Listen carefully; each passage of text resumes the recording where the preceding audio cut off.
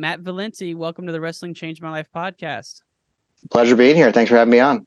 Yeah, I've been wanting to have you on for quite some time. I love having Penn guys on. Now, were you under Coach Rayna or were you after Coach Rayna? I was recruited by Coach Rayna. I wrestled for him for 3 years. 2 years. I took a year off. And then on my year off is when Roger left and then Zeke came in. So I did my last 2 years with Zeke. Got it. Mm.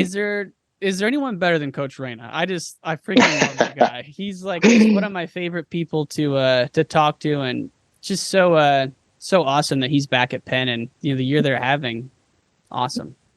Yeah, Roger is awesome. Roger is incredibly unique in the wrestling world in terms of what he brings to the sport and what he brings to our program. And I tease him and I tease our alumni community all the time. I was like, we've never seen somebody like Roger before, and I don't know that we ever will. So we all need to be comfortable with, like, Roger is Roger, and he is unique and special and amazing, and what he's doing is just absolutely incredible and insane. And it's fun, and it's a blast to be a part of it. But we also need to recognize that, like, there are not many people out there like Roger.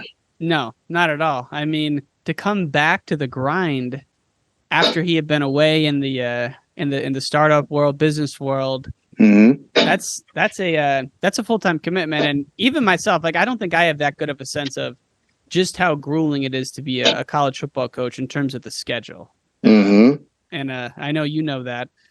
So you mentioned you were in Indy this week working on the seeds and everything. Mm-hmm. Brackets came out earlier this week. I recorded a bracket reaction show. Give us kind of an overview of how that process works to how we actually get the in brackets from the conference weekend. Yeah, so the selection committee goes out to Indianapolis. We spend 3 days out there going through both at-large selections, and then we go through seeding for every single weight class. We have a boatload of data that we have to take into consideration as we work our way through every single weight class. And it is a really interesting, unique process. It was my first time going through it. When you have to wrap your head around the fact that you are only focusing on the season that is currently in progress, it definitely creates some unique conversations of kind of how you look at things. I was going to say, that's my number one question is how the heck do you guys have that discipline to not let what happened the year prior impact it? It's really, really hard. It's really hard. And, you look at a weight like 184, right? It's the hot topic. You look at 184 and, how do you go through that weight class and not acknowledge what Aaron Brooks has done? But at the same time, what the data shows us for this year is this is panning out the way it's panning out, and we have nothing we can do about that. That's the way this is playing out. And it doesn't matter if he was a 3-time NCAA champ, undefeated his entire career. The data shows us he can't be a number 1 seed this year, and that's the way it's played out. And it's super interesting to work through that. He did beat Keckis this year, but you can't use that either. Correct. Yeah, the NWCA All-Star match does not count on your official record. It's considered an exhibition match. And that's honestly something we talked about. We were like, hey, do we need to go back to the NWCA and say, we need to figure out how this counts in an official record form going forward, because we can't look at this as something that happened this year. And that feels uncomfortable for us because we know what we're going to get in feedback at the end of the day when we, as people who are involved in the wrestling world, acknowledge that Brooks beat Keckis, but it doesn't count. So we can't factor that in. Now, can you count in, like, if Brooks goes to the Keystone Open and he beats a high schooler, does that win count for this season? It will count in his overall record as a win, but it will not count for seeding purposes as we look at seeding. Yeah. Got it. Okay. Interesting. Yeah, it is. The formula Breakout is fascinating as well because it does. It's like 20%. What is it? 20% previous win. I mean, what's the breakdown of how that goes? Yeah, there's a whole. It's actually all available online, but like the number one percentage we're looking at is actually head to head. So in the context of 84, actually, it helped us a bit because if you're looking at head to head as the number one criteria, and obviously there are a lot of pieces that go into it, but head to head being the number one criteria, when you have Keckis and Hidlay having beaten each other, Brooks having lost to Coleman, and then factoring all of that in, it kind of made that all play out the way it played out, where we actually didn't even have to like do that much thinking because it all pointed that direction for us at the end of the day. Even though in our gut, we're all like, we got a 2-time NCAA champ who's going to be a 3 seed in this tournament, but that's the season and the way it's played out. And unfortunately, he's got a loss on his record. That's somebody that's going to be seated in the same cohort. So we have to figure all that out. Yeah. And there is, every single year you can predict wrestling Twitter in waves. December, we get someone upset about the, we should add push outs. And then January, someone's mad that we should cut riding time. Every March, there's questions about the seeds. I actually think this year they're pretty good. Like I think there's a couple where the Brooks one probably really matters if you're Hidlay, because other than that, I don't think it really matters because he's going to be in the finals, and at the 2 or 3, what does it matter? But Trent Hidlay would probably rather wrestle Parker Keckis than Aaron Brooks to get to the finals. But other than that, I thought they were pretty solid. Yeah, I mean, I will say, as a committee, when we went back and reviewed all the brackets when they came out, were there points where we were like, oh, like this was tough, and do we need to rethink this? And, do we love how this landed? Maybe, maybe not. But at the same time, we looked at them all and we were like, this was incredibly hard. There's some weight classes where like there were 7 guys you could consider for 1 seed. And this guy beat that guy, beat this guy, beat that guy, who lost to that guy, who beat this. So you're trying to kind of map this out in a way where it seems like it's fair. And we injected a little bit more subjectivity into the seeding this year too, where we could look at bad losses. We could look at injury default medical forfeits at the conference placement, kind of how these things have factored in that don't necessarily score points, but can be a subjective piece of it, particularly when looking guys who are close. So as you're looking through all those things, you're like, you know what? We're doing the best we can with some of these weight classes where they're just an absolute disaster, where like 6 through 11 have just beaten the snot out of each other, have terrible losses, great wins all over the map. And like, we're going to do the best we can of trying to make this as fair as possible based on how these seasons have played out. I think what's challenging, especially this year, is I mentioned this earlier this week, but there's a couple of brackets where like the 24 seed is a named guy who's legit. Yeah. And it's like, I don't remember that necessarily happening as much, but I also think now more than ever, the good guys are more spread out. Like the ACC has some hammers, the EIWA, and to say they have some hammers is an understatement. But I think the other big talk you're hearing is that maybe back in the day, the Big Ten got a lot of love, and they still do, of course, but maybe that's not as heavy as it was in the past. I mean, the Big 12, the Big 5 conferences that exist in wrestling, I think we all acknowledge like they are incredibly tough conferences. And, a 6th place finish in the Big 10 may not be all that bad, even though it's a 6th place finish. If you look at, how that bracket fell. At the same time, the Big 10 is so tough that a 24 ranked wrestler could beat a number 5 ranked wrestler at the Big 10 tournament. And that can cause a tumble in the seeds at the end of the day, because the way the numbers fall, the way the seeding falls, like that number 24 guy who ended up placing 5th at Big 10s over the guy who placed 6th, who's 5th in the country. Well, it's hard to now seed the number 5 guy in the country over the guy who's 24, who just beat him head to head 2 weeks ago. Right. So you have to kind of figure out, all right, can we seed a 6 in the Big 10 over a 5 in the Big 10, 4 seeds higher just because he was ranked higher? So it's like a giant game of chess trying to figure out how to piece it all together. It's definitely stressful, but it sounds like it'd be, man, to be selected for that would be like, wow, this is going to be eye-opening to actually see how this happens. Yeah, I mean, to see the sausage made and to get the input. And we have a couple of people on the committee who are not like strictly wrestling people, who come at things with a little bit different perspective than I think how we think of it being in the wrestling community. And it's actually refreshing to hear some of that too. And they're like, why are you guys thinking about that? Like, here are the rules. Here's the guidance. This is pretty clear cut. And we're like, no. Like, this guy beat that guy and he pinned him. And he's like, they're like, but the data says no. I'm like, okay, yeah, I guess you're right there. That was my next question. Is you talk about a group of people how many people are involved? Is it like so 10 of us? There's 2 active head coaches. There's 3 administrators from institutions and then 1 administrator from conference. So there's 6 of us in total.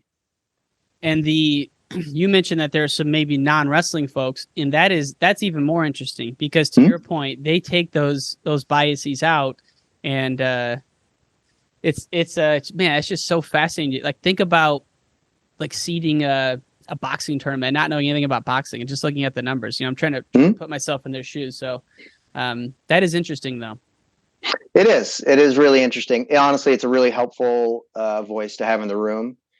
And, they're not like totally blind and, unaware of wrestling. They are aware of wrestling and are tied in, and they get involved in the committee because they have a connection to wrestling in some capacity. But the kind of outsider view of like how to think about things, I think does help, because there is a tendency, particularly in the community, to be like, no, I know this guy. Like, I know how good this guy is. But that guy also hasn't been that good this year, and it shows. And he's lost to a guy who's not in the field, right? So why are we considering that? It gives motivation for in the season. Like everyone's talking about, we want more than just March to matter. That's a consistent theme, and I think this does reward that, right? If it's only this season. Yeah, the body of work is definitely a big piece of the puzzle when you're looking at it. And a really good win early in the season, that sticks with you. Like that doesn't go away. If you have a win over a guy who's a top 5 guy in the country, that sticks in your record. And when we get to seeding, and if you have the body of work throughout a season that you end up in that cohort with a guy who's top 5, like you're going to be in the conversation for how to seed in that mix. So it is really interesting to sit there and be involved in the sausage. It's interesting to see data applied to wrestling too, which feels a little bit weird. I also appreciate the biggest lagger in the world in terms of data compared to other sports, or are there other sports out there? There are other sports out there that are still lagging, but wrestling is catching up to the trends of the world in the modern sports world for sure. We are getting there. Yeah. But we also still maintain a lot of our like wrestling purism too, like head to head. That's the end of the day. That's what matters the most, and that's how it should be. Yeah, absolutely. Now you mentioned medical forfeits. How does that take into? Do you differentiate between someone who doesn't wrestle a second at the conference tournament, like who double defaults out, versus someone who's wrestled a couple and then defaults out of the place match? We kind of look at each case individually and kind of map out like, okay, do we have a question about availability? Like, are we seeing an injury default in the middle of a match and then, cascading medical forfeit to 6th place out of a semifinal? Could that person be available? Who was the injury default to? Because that does count as a loss.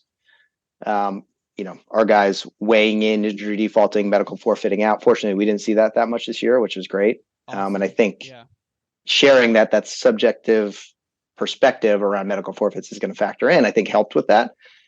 And we're probably going to review what that looks like going in next year too, because I think we have to ask the question of guys entering conference tournaments, injury defaulting, medical forfeiting out to try and earn a qualifying spot, but haven't wrestled in weeks or months. Should they even be eligible to be considered for an at-large bid at that point? So we're going to start to ask some of those questions going forward.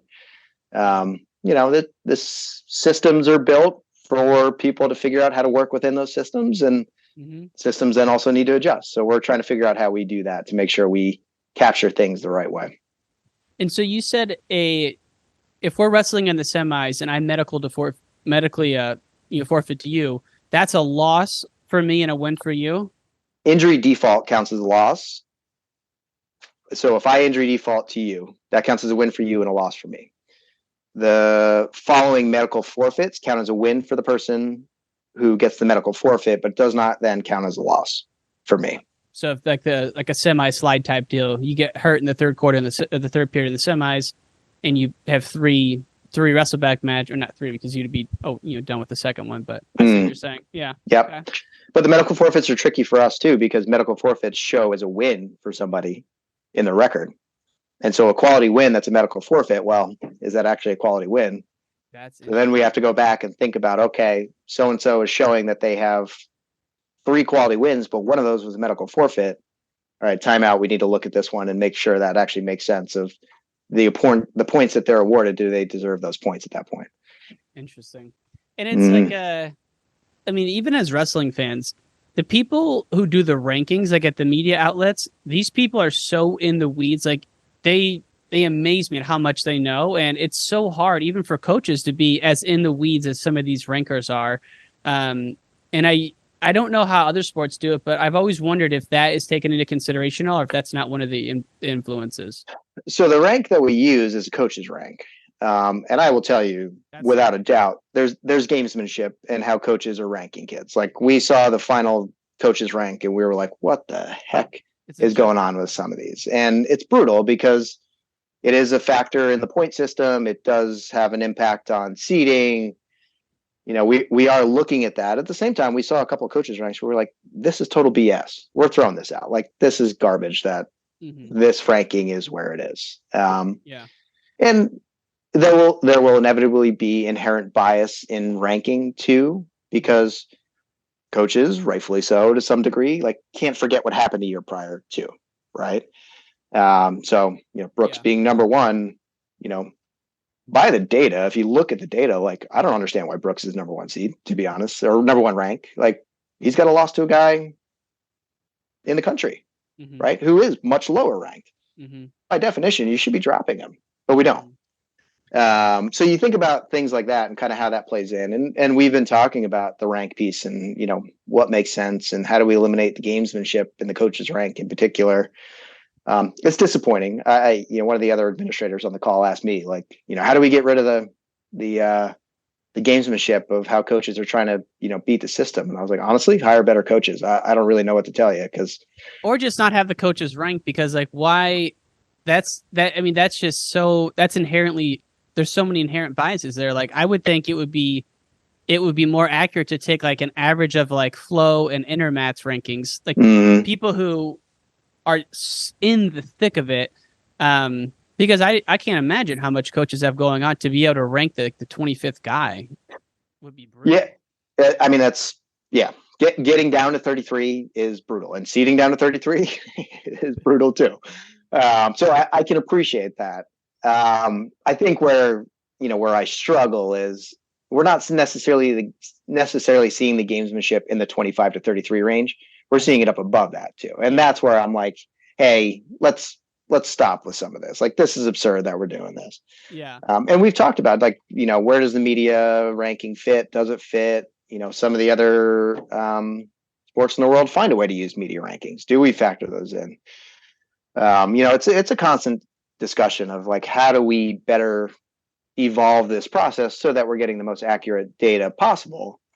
But it's tricky because even media rankings will have bias too, right? Somebody is a Penn State fan, like they're going to give an edge to a Penn State kid in a ranking when they're looking at ranking at the end of the day. Like how many media outlets have Brooks not number one right now? Right. And to your point, it does drive me nuts when rankers, and they're all like this, Brooks will lose to Marcus Coleman and Brooks doesn't move in the rankings. Like, yeah, I get that. He's still the Vegas favorite to win nationals. I get it. Absolutely. But still, like you lose a match, you should move a little bit in the rankings. So I do see that is one of my frustrations as well, especially in the UFC. You see that, but yeah, that is a little confusing. Yeah, and that's those are the things that we try and weigh and try to take into consideration as we go into seeding too, right? Because you have to think about those things a little bit. Yeah. But yeah, at the same time, there's only so much we can do too. We can only seed some guys within certain areas, right? There are some guys in this tournament this coming or next weekend that we seeded as high as we could possibly seed them within the system that we have in place. And that seed was not where people thought they were going to be, but that was the highest possible seed we could put them in at the end of the day. There were also some guys who popped into seeding that we were like, how the heck is this name in this seeding? Like, absolutely not. We got to figure this out because this doesn't make any sense. And then we worked our way through it and ended in a better place. Yeah. So yeah, it was a fascinating, eye-opening process for me. Interesting for me to kind of follow what's going on in the wrestling community of how they're responding to it. But yeah, I would challenge anybody to sit in that room and try and figure out how the heck to seed 197 because I didn't have gray hairs when I went to Indianapolis, and I do now. So it's so tough, and it's so exciting. Like like this, man. Every round is going to be awesome, and certainly at that weight, it actually reminds me of. and I don't know if this is fact or if this is rumor, but rumor has it that back when Gable was the coach at Iowa, there was a rule that you had to separate conference opponents for the first 1 or 2 rounds. Is that fact or fiction? Now, there was a rule at some point, and it was with the blind draw, where you couldn't have a blind draw of conference opponents into each other in the first round. Got it. But once we started seeding down to 33, that took that out of the equation. Right. It's just the reason I bring it up, though, is because it's like that would be back then when the Big Ten was way more dominant than they are now. I mean, remember those back then? It was like the number of spots they got per weight was fixed, right? So like top 8 went or top 7 went. So it would be it'd be a distinct advantage to be separated from a Big Ten opponent if at all possible in the first round. Yep, absolutely agree. So, yeah, but now that's out of the equation. I mean, hey, one of my guys here at Penn is one of the victims of this kind of seeding where you don't separate within the conference. We've got a Cornell kid first round, and the winner of that first round match is potentially wrestling into glory from Princeton, right? So we got Penn and Cornell, and the winner wrestles Princeton. Yeah. And on the surface, I'm like, conference matchup, but also that's how the seeding fell too. And probably appropriately seeded. Did you guys just like fall over in your chair when you saw that Griffin and the kid from Oregon State were so close, and it's going to be 3 weeks in a row potentially? Like that's crazy. Yeah, there were a couple of those that as we were working our way through the seeding and the things started to kind of fall into place. And we really do take it like one seed at a time. But as we started to work our way down, we saw a couple of these weight classes where we were like, crap, the way this is playing out, like this is how this is probably going to fall. And we're looking at it and we're like, okay, are there adjustments? Can we make a case here for this or that? And like at the end of the day, we were like, we got 197, a Big Ten final in the second round. We got a Pac-12 rematch in the second round. This is the third time they're going to wrestle in like the last 5 weeks. Like, but it also very clearly fell that like we couldn't do much. Like that's how that was playing out, and based on who beat who, and it's super interesting. Well, it makes me feel good that someone like you, who's national champion, 2-time national champ, spent your life in wrestling, is in the committee. That is very reassuring to know that, because numbers are one thing, but at the same time, you have to know the sport a little bit. And so it's awesome you're in there. I actually didn't even know you were part of that. So I'm so excited that you were, because this is the most wonderful time of the year. Everyone's talking brackets. Everyone's talking seeds. And for you guys to leave Indy, knowing that you put Brooks 3 and knowing that like Carr and Griffith are going to wrestle right away, which I do think, or in the quarters, which I do think is the right seed. But you just must have been so excited to like drop these awesome matches on people, because every round's going to be important now. Yeah. Honestly, like, I think we walk away, we have like equal parts excitement and like concern about how it's all going to be perceived, right? Because we know we're going to get destroyed because we're going to make a terrible decision in somebody's mind somewhere along the way. And we disrespected that guy, or we disrespected this guy. And honestly, in most of the cases, we're like, no, you guys did this to yourselves because you didn't wrestle enough matches to get an RPI, or you lost to this guy, or all of these things like hurt you at the end of the day. But like to see some of these seeds fall into place, I'm sitting there a couple times and I'm like, wow, like we have 4 NCAA champs or 3 NCAA champs on one side of a bracket. Yeah. But there's nothing we can do about it. That's how this seeding played out, because that's how their seasons went. And, it's going to make the tournament that much more exciting. The guys who wrestled throughout the year, who had the body of work, are getting rewarded for the body of work at the end of the day. In the fields that get set, like, I honestly think the product that this tournament is now has gotten better since this whole selection and seeding process has come together, because it's about as fair as it's been, I think, in the history of the sport. And yes, there are some ugly things that come out of it at the end of the day, but they are entirely justifiable based on what I saw working through those. That, hey, you want to be seated higher? Win matches. That's the bottom line at the end of the day. Like, you got to win matches and you got to beat good guys to be seated higher. So they reward guys for beating good people. And the reality is that for the true competitors out there, the guys in the tournament, it really doesn't matter. I mean, it does, but it doesn't, right? I mean, that's the old adage. But for these fantasy leagues out there where you can only pick a certain seed, this is a great year for it, right? Oh yeah. Because you know, you got Max Dean, a 9 seed. That's cheap money to get Max Dean. Whereas last year it would have been, you know, 2nd seed point. So it did make from what I'm hearing on the streets, Matt, is that the fantasy leagues are very exciting right now because of how deep some of these weights are. I mean, it's absolutely crazy.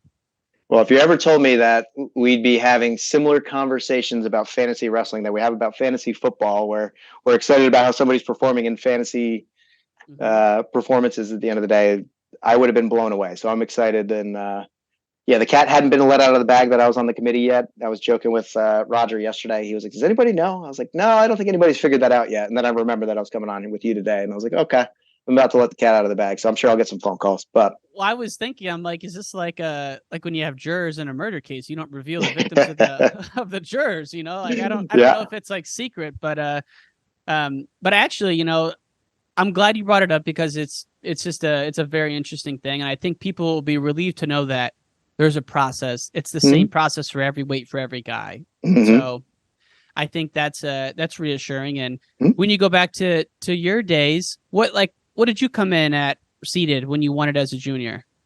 I was a 6th seed when I won it as a junior. Yeah.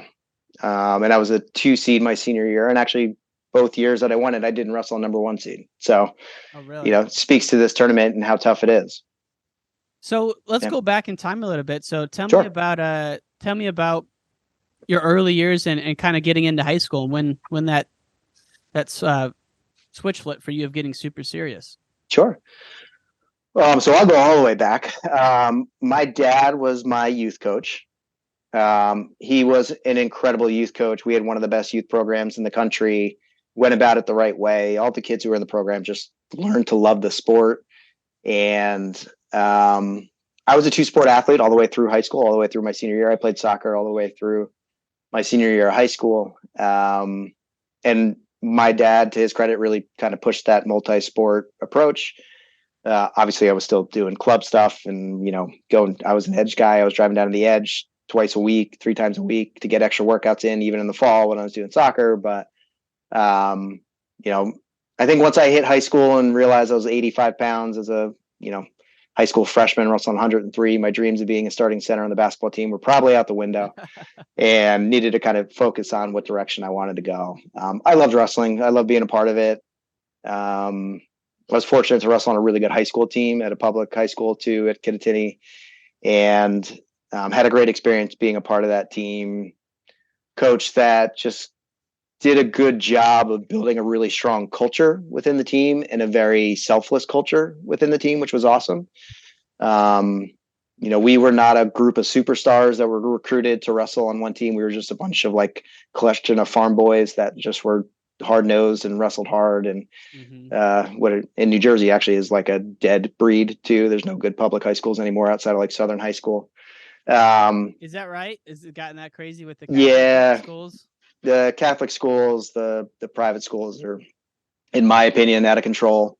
But you know, that's a whole different conversation for another day. That's a whole other 8 hours. Right now. Yeah, that's good. That would be a long conversation for another day. I'm disappointed in New Jersey wrestling and kind of the way it's gone. But tell me about your dad though. He had a club where he taught guys to love it, and that is such an awesome statement. Because I think back to Adam Terapelli, he's like, you know, goals should be that, you know, when your kid's done with wrestling, he'll go to the NCAAs with you, you know, when he's in his 30s, which is just what a great statement. And that comes from loving the sport. So what do you think your dad did differently to really emphasize that? Yeah, you know, it's a great question. I think more than anything, he took a really empathetic approach to the sport of just, hey, this sport isn't for everybody. It's okay. But also know that if you're going to be a part of the sport, you're going to have a lot of suffering that comes along with that. Not everybody likes that. And if that's not for you, that is absolutely fine. And there are plenty of other sports you can get into, and that'll be great. But know that when you go through that suffering, you're going to do it with a bunch of other people. And it started to build this camaraderie, even at a young age, where like my little teammates and I like love doing stairs after practice and love doing all these other things that seemed ridiculous. But like we enjoyed that type of stuff. It helped that we were pretty good too, and we won a heck of a lot more than we lost. But we also, we didn't beat everybody we ever wrestled. None of us were ever undefeated in any given season. But like found a way to make the sport fun despite the toughness of what the sport brings to the table. And got people excited about what a next step or next level could look like, and did a good job of bringing us to high school meets where we knew we were all feeding into this high school, and got to watch this high school program start to get a little bit better as our guys graduated into the high school program, and we're watching, state champs in New Jersey come out of our high school program for the first time, and watching them make group state finals for the first time. And so our young group of youth kids got excited about wrestling at the next level. And it just made it easier to make that transition where, we probably at one time probably had 150 to 200 kids in our youth program. Whoa. In this tiny little town. And most of them would find their way into the high school program at some point in the future. And like, we would have a roster of 50, 60 guys in our high school room, which was absolutely nuts. But it was awesome, man. We had a blast, and, we had fun doing it. We wore stupid blue tights. We were mandated to do it. It became a running joke. We were the Smurfs of New Jersey. Like, we looked ridiculous. Like in your singlets? Oh yeah, underneath our singlets. Yep, we had royal blue tights. They still wear them to this day. Yeah. Really? Yeah. But at the same time, we enjoyed that. Like the dweebs in the royal blue tights beat the snot out of a whole bunch of teams that were supposed to be really good, and like we took pride in that. Absolutely. And I think that really helped. Is like we understood that those things were part of our process and part of the experience for us. Well, what you said reminded me of something one of the great Illinois coaches said, is that he was able to make, or his guys told me this, he was able to make the high school program something special. So like it was like a D1 program to the youth kids, and he really emphasized that. And that's something that I don't see a lot of. Like it's a lot of times it's such an individual thing that you don't even think about the group, but like just being in that varsity team for this, it's Glenbard North is what I'm thinking of, where Tony Ramos went. But that program, everyone wanted to be a part of that program from like little kids on. Oh yeah. Yeah. I mean, our youth program, so we had two youth programs that were rival programs actually, but we would come together and wrestle as one joint team. And we would pick up the high school's name, and we would be the high school name as this joint team. And when we came together, we had epic rivalries. Like, I mean, this is back in the day where like our coaches had chair throwing incidents and got into fights with each other. And like, it was totally over the top for youth. But the two teams would come together. The coaches would coach side by side. They were both nuts, but we're like best friends when they came together. And we would just beat the living snot out of a whole bunch of teams. Across the country, honestly, under our high school's name. So then we had a level of pride of like, okay, we're going to graduate into this high school program and go from there. Yeah. And when you talk about high school in Jersey, I just automatically go to one class. And I think that's so awesome because mainly from the fans' perspective, that has to be one of the most epic state tournaments in the country. What was it like for you going through that tournament? Honestly, it was a blast. My freshman year was the first year they didn't have it in Boardwalk Hall because Boardwalk Hall was being renovated. We ended up in this convention center that was actually not great. But then my next 3 years, having the opportunity to wrestle in Boardwalk Hall was so cool. Like, it was such a cool experience to be in an arena that is honestly a college level or even above in many cases arena, and a single championship in that arena. Like, wrestling in those finals, the entire arena is packed and focused on your match. Like, that is such a wild and cool experience to have at that age too, to be able to learn like the poise and calm, to be able to navigate what that's like. Cause it was an unreal environment and it was a blast. There still is in New Jersey. There's still so many studs coming out of that state, but as a young guy, I'm watching Damian Hahn and Damian Logan and Donnie Pritzloff and these guys who were just like legends of New Jersey wrestling go on to be superstars at college and open level. And like, you're watching these guys wrestle out in front of you and you're like, holy crap, this is so freaking cool. New Jersey has done it right through the years with the single state championship, in my opinion. I appreciate that they've kept up the tradition of staying at Boardwalk Hall. And I think they prepare kids pretty well for college wrestling too, which is awesome. Yeah. And it's not a big state population wise, right? Deceiving. It's a pretty dense state. There are a lot of wrestlers in that state. Okay. That you make top 8 in New Jersey, you you've beaten some good guys. Well, I mainly mean like in terms of like NCAA qualifier count, like population wise, how does it compare to like is it like a Illinois sized state, California? Because per capita, they're producing maybe the most of anyone, like. Yeah. You know what? I'd have to go back and look at where New Jersey is population wise compared to some of those others and where they sit per capita. Yeah. But yeah, to place at the New Jersey State tournament in one class is a hell of an accomplishment. And what I've heard is that, in Illinois, which is where I'm based out of, our 7th and 8th grade state tournament's called the IKWF tournament. And that is a 2-day tournament in an arena on a platform, and it's super structured and very competitive. I've heard that the Jersey Kids State is also very serious out there. It's been a long time since I've been to Jersey Kids States, and I've seen enough nightmare stories out of youth state tournaments in general that I probably will keep as much space from youth state tournaments as I can for a long period of time. But I have heard the same thing, that the structure of the tournament, the way they kind of get it all together. I mean, it was a one state tournament back then too. And, I remember wrestling in those youth tournaments, and probably not quite as nuts as it is now, but certainly there were some crazy parents back then that made it an interesting experience.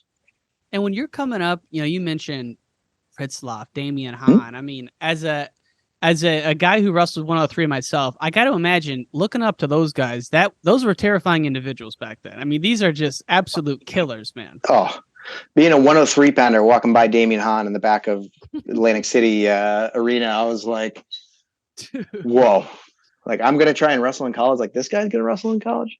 How's that going to work? He was a senior when I was a freshman. So, it was, I mean, you idolize these guys coming up, and you watch them wrestle, and you watch them at the next level. And, to try and wrap your head around at that point in your life, like, oh, I could like do similar things to them, or I could be as good as them, is totally foreign concept. Right. And then when you got to the point where you were getting called on from colleges, obviously ended up at Penn, but where was like the number 2, number 3 for you? Cornell was number 2 for me. I can't honestly say that I had a clear number 3. I didn't get recruited a ton. I was a 112 pounder my junior year, and I was a tiny, like, I didn't cut an ounce of weight in 112. And my best guess is a lot of college coaches thought I was going to be too small to wrestle 25 in college, which I was 5 foot. So did you probably fair. I did win it as a junior. Yeah, I won Jersey State's as a junior. I was 4th freshman and sophomore year, both years, and then 1st as a junior. And won a good weight, but not a great weight that year. So I didn't really get a ton of calls, a ton of attention. I didn't place in Fargo my junior year that summer. That was my next question. Yeah, I was a match away. I had placed 5th the 2 years prior as a cadet, but my first year junior, I didn't place. And then got in the recruiting process. I mean, the schools that I actually looked at, it was Penn, Cornell, Lehigh, Binghamton. I was supposed to go to Stanford and do a visit at Stanford. I had a flight booked from Newark to San Francisco on October 11th, 2001. September 11th hit, and I was like, Coach, I don't think I'm going to come out. Sorry, I hope you understand. And Coach Buddy was like, yeah, totally get it. Probably a good thing, because I don't know if I would have ever come back from there. But beautiful, isn't it?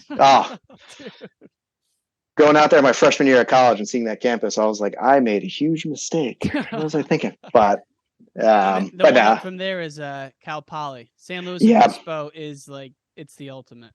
Slow is it's pretty beautiful out there. Yeah.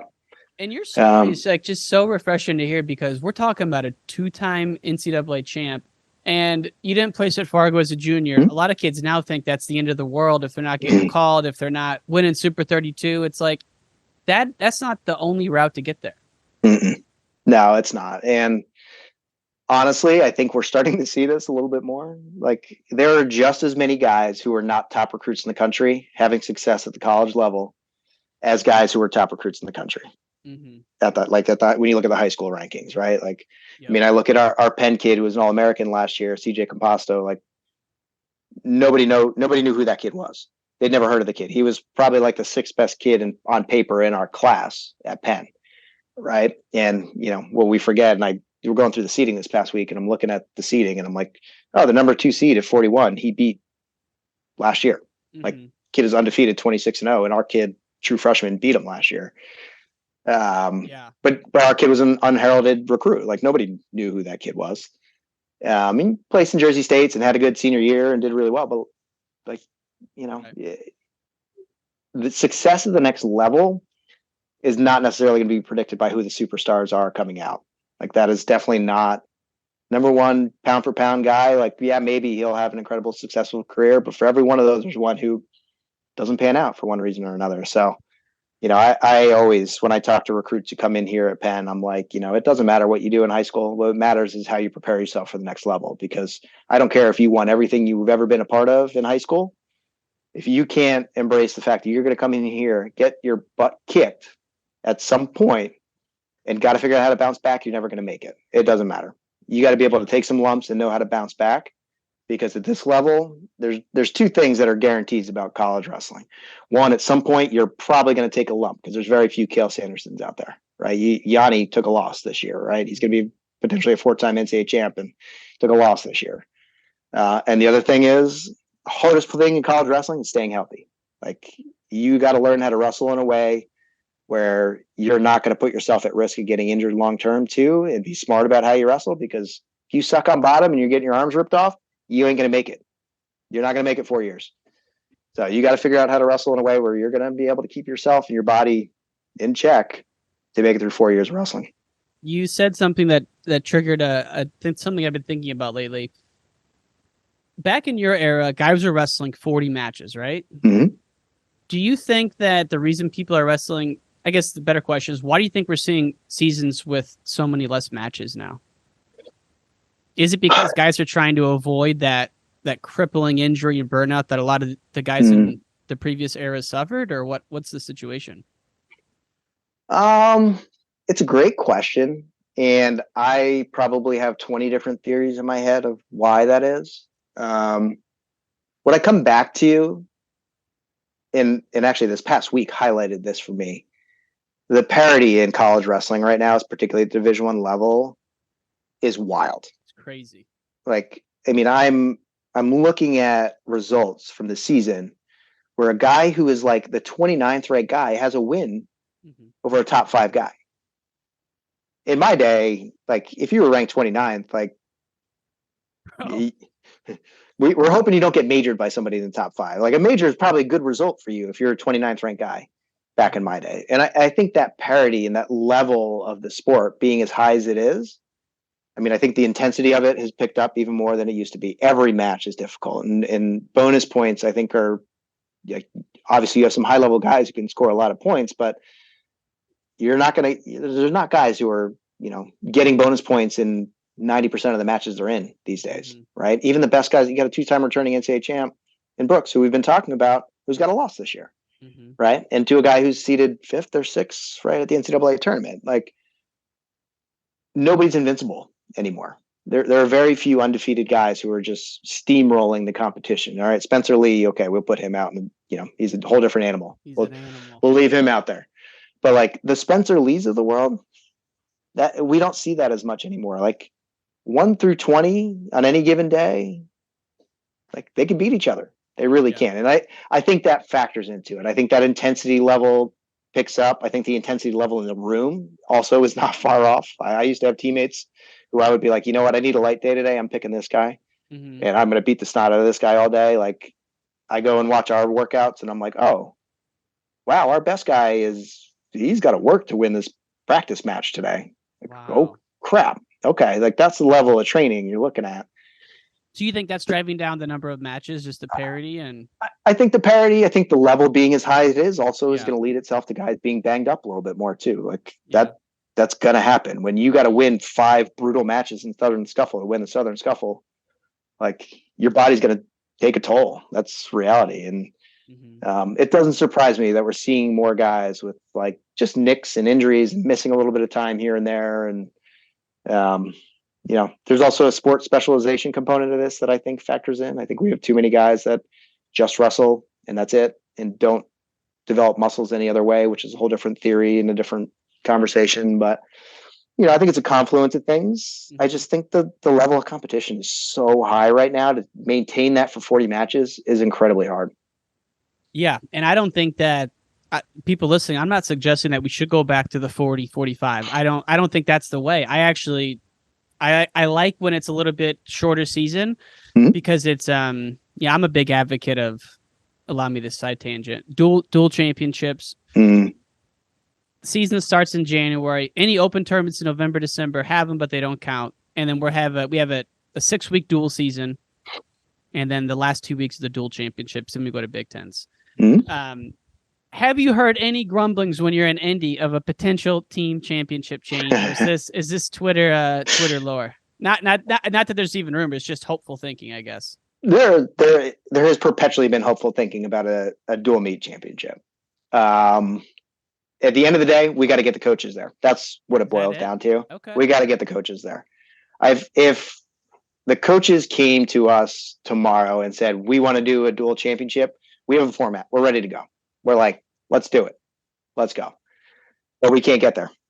We got a few vocal voices who are anti-dual championship. If you did do it, would you do, this is hypothetical, but would you do like an 8-team dual bracket like 2 weeks before Big Tens, or how would you think about doing it? I think we'd have to work through the mechanics of exactly how it would play out, and what time of the year. I think there's an argument you could do it just in the fall potentially and see what that looks like. I mean, I think there are different ways you can look at timing. But I think they're just logistics that could be pretty quick and easy to iron out. Like I would have very little concern about being able to implement it next season if after this NCAA championships, everybody turns around and is like, we want a dual meet championship. Because I think there's a path to doing that pretty quickly if people are willing to get on board with it. That is so reassuring to hear, because all you hear is that, it's money, you're not going to be able to do two. It's like, that sounds like it has nothing to do with it. It's the coaches. I mean, it's not just coaches. There are other things we'd have to figure out, and like we'd have to adjust some aspects of probably even the individual championship too. So like there are some moving parts we'd have to like get approvals on, and there's a process to all of those things, bureaucratic stuff. What I'm saying is that it's good news that it's in the coach's hands, because like I feel like before, maybe my perception was that it's out of wrestling's hands. It's an NCAA thing, and they don't want to sponsor whatever, blah blah blah. But I think it's reassuring that to know, hey, if these guys wanted to do it, there's a path to doing it. Yeah, I don't know that we could specifically do it like a separate NCAA championship dual meet championship, but I think there's a path to a dual meet championship that has an impact on the overall NCAA championship. Okay. Does that make sense? Yeah. Right. So like we have a format where whoever is crowned dual meet champ is potentially earning points for the NCAA championship, and down the line is earning points for the NCAA championships at the end of the day. So right. I don't know that I necessarily see individual tournament. Still be a team champ at the individual tournament, and potentially a team champ that has earned points in a dual meet championship that go towards that team scoring. I never thought about that. That's interesting, because it would suck if the individual tournament didn't have the team aspect, because there's a lot of fun to that. Oh yeah, I completely agree.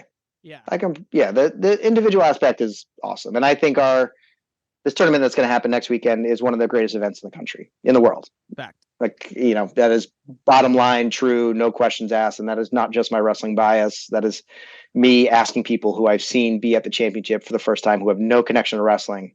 Like 2 years ago, I was sitting in front of 2 NCAA interns who were at their first NCAA championship.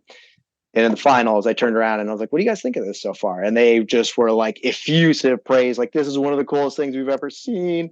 Yeah. This is like WWE, but real. Like, this is freaking awesome. We're coming back next year. We're never going to miss another one. Like, totally into it and loved it. So there is an interest level in what we're doing with this individual championship. However, dual meets are the core of our sport, right? We're a head-to-head sport. There is this individual piece. But teams competing against teams in a dual meet is what will draw some fans, right? It's better to watch. It's better for TV. It's just more easier to understand. Way easier. Like if you're watching go into a tournament, even as a wrestling fan, sometimes can be a little. I'm gonna say it. It could be a little boring if you don't know exactly what's going on, right? And this is for actual wrestling fans. A dual meet, though, every single thing is on the line, and there's a lot of action in it, and it is the I think the best presentation of the sport outside of the NCAA tournament, which is kind of its own beast. Yeah, I mean, don't get me wrong, I love the NCAA individual championships. A 3-hour session, by hour 2.5, even I'm like, Right. okay, I can make this through. Like, there's some great matches happening, but like, okay, now I got whiplash. Okay, like, and I need a break after a session to like catch my breath. You talk to me Saturday morning. Oh, Dude, well, most people don't even show up. don't even go up to that tournament. Yeah, that session. Yeah, exactly. Well, wow, this is enlightening, and like I said, it's very exciting to know that those kind of things are there, and I think it's just amazing what college wrestling's done in a matter of 20 years. I mean, you must see the difference in attendance has got to be a lot, right? For dual meets across the board is way up right now. Yeah, I think it's awesome. I think they're doing some, some great stuff around dual meets right now.